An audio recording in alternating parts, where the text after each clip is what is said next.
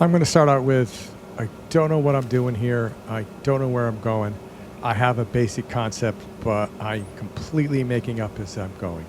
It could come out, it could not. I had an idea for a clock. I got this little face.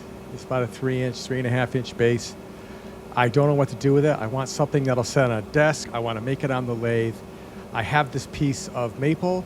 It's got a nice bark inclusion through it. A lot of people don't like wood with bark inclusions and with defects and knots, but I love it. I think it should be celebrated. That's nature. I want that piece.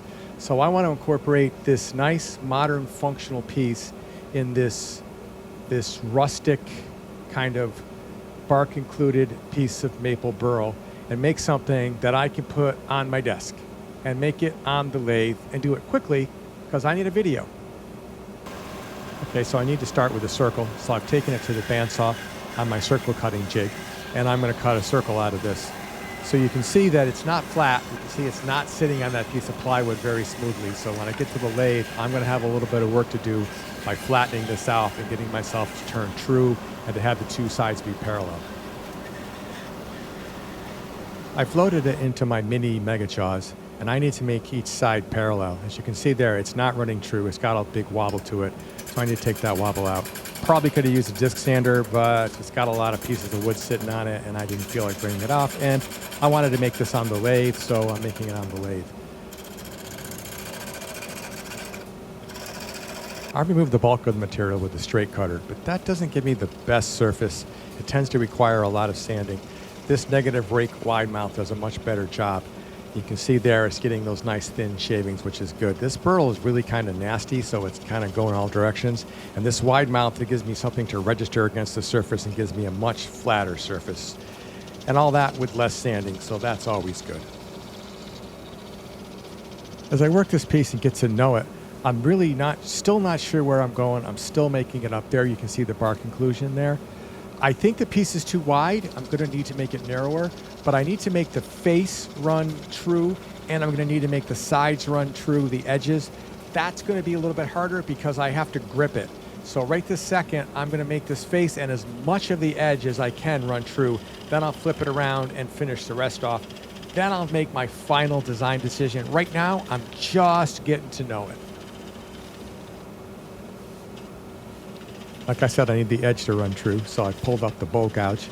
The bowl gouge is going to make easy work of this, but I can't get too close to those rubber bumpers on that chuck or else I'll tear them up, and I don't want to do that.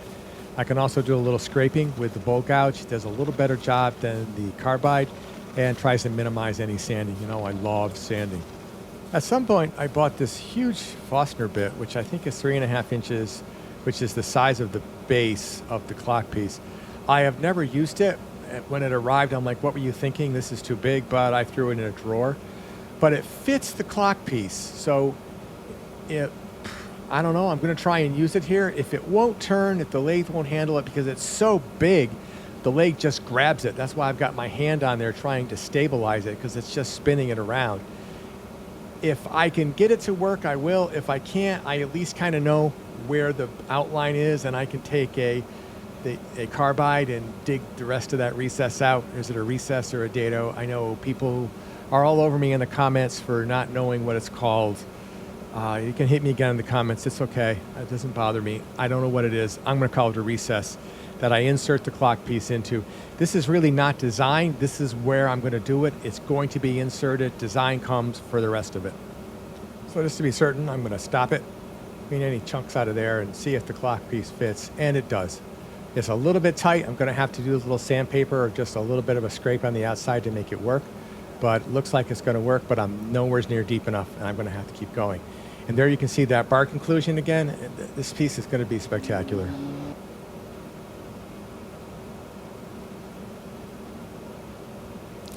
I had to go real slow drilling that. I sped this up a little bit, and I'm going to cut some of it out. We finally got it deep enough. It's not quite wide enough. I need a little bit more material on the sides. So I'm going to switch to the scraper and the carbide scraper, and I'm going to go inside and make it a little bit bigger so the piece will fit. I don't want to have to force it.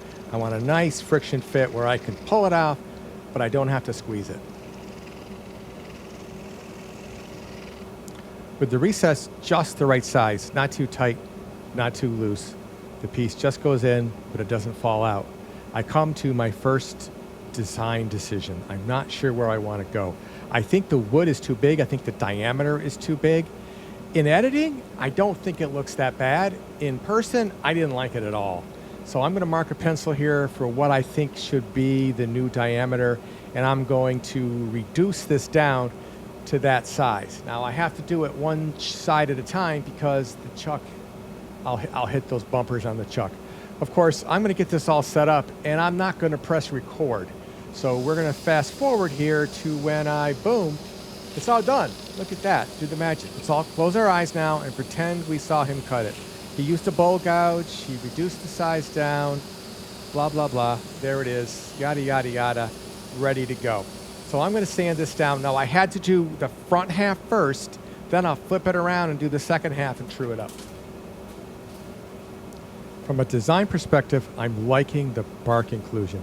I think the bark inclusion will be at 12 o'clock. It'll be right at the top. I'm going to keep it there. I'm going to have to do a little sanding there because there's a lot of stress around the bark inclusion. But that's going to be the top, 12 o'clock. Then I'm going to try to flip it around. Now, I have the recess for the clock piece there, the clockworks. So I can put one of my smaller chucks into there, and now it'll turn true in relation to what will be the clock face, which is what I want. So I can take the mini mega jaws off from this and then mount it and now finish it up.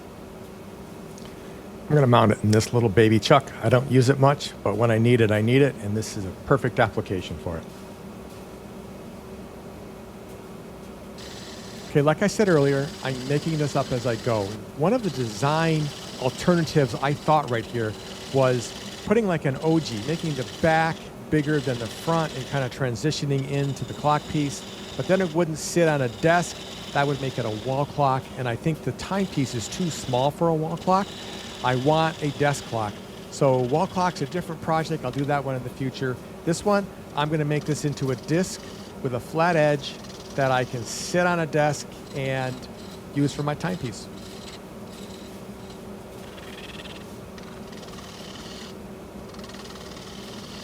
So with the turning finished, I'm going to sand her from 120 grit to 220 grit, walking the grits in between so it's nice and silky smooth. But I have one last design issue.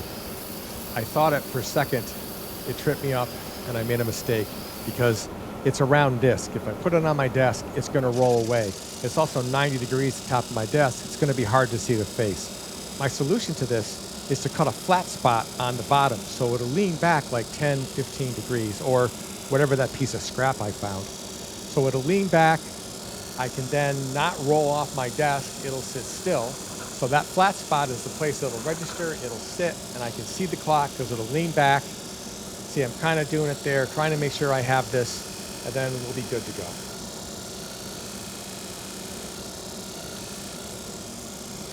That sandpaper in the disc sander is about 80 grit, and it leaves a lot of lines. So I've loaded a dimple disc into the lathe, and I'm going to gently sand that bottom, making sure that I don't change the angle, that it'll still sit. So I'll check it every once in a while, like here. See, there it goes. It'll sit. When the clock is on it, it leans a little more forward. So I'll sand out any lines, anything left behind, make sure the edges are flush, and we're almost ready for some finish. Finally, we're getting to some finish. I'm going to hit it with Waterlux Satin. I want to get some into that bark inclusion. It goes quite deep. In some cases, it goes all the way through. I don't want to put so much in that it drips off, and then I have to resand it. But I don't want it to be starved for finish. So there's a fine line here for what I can do. So I'm getting some into there. Then I'm going to lightly buff between coats. I think I'm going to add 3 coats to this, and then we'll be done with this one. A couple of days later, 3 coats of Waterlux, slightly buffed in between. And now I'm going to wet sand it. I'm going to use a gray pad and then a white pad. I use mineral spirits for my wet sanding. I don't like water near my lathe. So I'll get it wet with mineral spirits. I'll go over it with the gray and the white, and it'll be silky smooth, and we'll be ready to mount the clock face. And this one is a wrap. I like how this one came out. I especially like how I just designed it by the seat of my pants. Overcame a few problems. There, my wife added the birds to the beauty shot. We got our first look at it. I haven't put batteries in the clock yet. I love the bark inclusion. I think without it, it would be a little boring. It goes on both sides, and in some cases, you can see right through the bark inclusion to the other side. So I'm very happy with the way this came out, and I'm happy with how the design went. It was fun, challenging. I greatly enjoyed this project. So please like and subscribe, and thanks for watching, and I will talk to you next week. Thank you.